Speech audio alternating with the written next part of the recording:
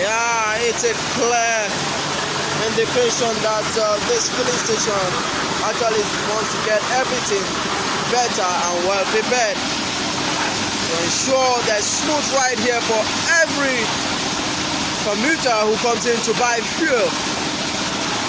As you can see, these are hard-working youths doing what they know how to do best to get money, put food on their table and that of their families.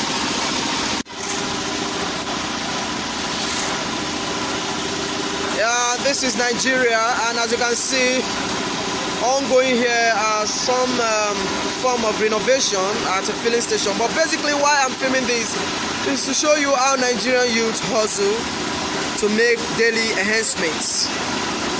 As you can see them, these are youths trying to make ends meet through their hustling. It's a hard-working youths of Nigeria trying to get the best out of what is happening here.